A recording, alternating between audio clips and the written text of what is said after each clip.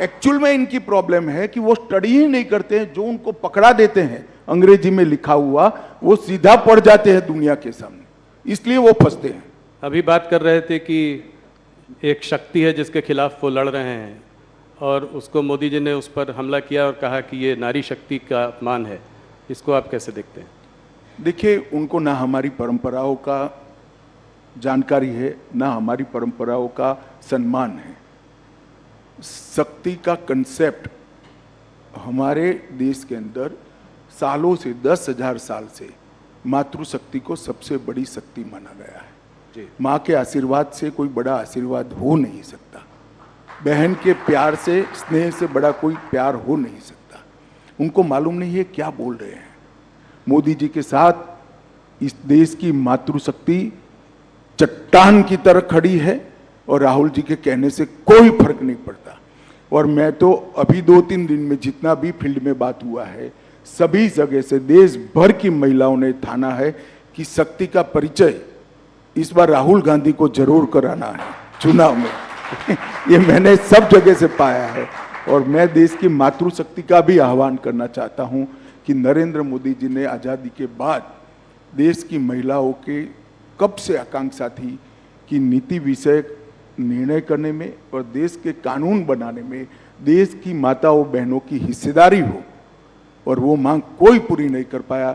नरेंद्र मोदी जी ने 33% आरक्षण संसद में और विधानसभा में माताओं बहनों को देकर शक्ति का सम्मान किया है।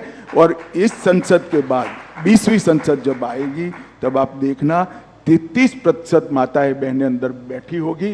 पूरी दुनिया देखेगी भारत की मातृशक्ति की शक्ति क्या है और उसका सम्मान कैसे हो सकता है। राहुल गांधी ये सारी चीजें नहीं समझ पाएंगे। अमित जी, एक मुद्दा जो आपके भी काफ़ी करीब है, CAA का मुद्दा। आज कोर्ट ने भी स्टे देने से इनकार कर दिया CAA के लिए, तो इसको आप कैसे देखते हैं? ये आपने जो है पारित बहुत पहले किया था, इसको जो है अभी आपने नोटिफाई इतने दिनों बाद क्यों किया, इतना गैप के बाद? क्या चुनाव आपके उसमें था? ऐसा नहीं था राहुल जी। CAA पारित होने के बाद देश में एक बड़ी गलतफहमी फैलाई गई और इतने में कोविड आ गया। हम डेमोक्रेटिक कंट्री में हैं, जब किसी सच्ची चीज के लिए गलतफहमी फैलाई जाती है तो जो पार्टी इन पावर होती है इसका दायित्व होता है कि सच्चाई लोगों तक पहुंचाए।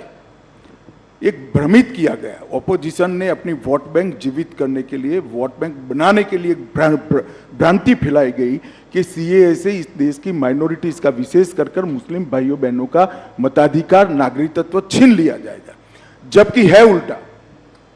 CAA से किसी का नागरिकता नहीं जाने वाला है। CAA नागरिकता देने का कानून है। सिख, बौद्ध, जैन, क्रिश्चियन, हिंदू, जो सारे भाई 3 देशों से प्रताड़ित होकर आए हैं, वो सालों से यहां बैठे हैं, उनके पास नागरिकता नहीं है। उनके नाम से संपत्ति नहीं खरीद सकते, सरकारी नौकरी नहीं ले सकते जी। किस प्रकार से इनका जीवन व्यतीत होगा? एक करोड़ों लोगों की परेशानी को कांग्रेस के पास इसका जवाब नहीं था। वो अपनी वोट बैंक की पॉलिटिक्स में ही मशगूल थे और पूरी भ्रांति फैलाई कि CAA थे देश से मुसलमानों की नागरिकता चली जाएगी। मैं फिर से एक बार, अनेक बार कर चुका हूं, फिर से एक बार स्पष्टता करना चाहता हूं, इस देश के मुसलमानों को डरने की जरूरत नहीं है। CAA नागरिकता लेने का कानून ही नहीं है, नागरिकता देने का कानून है।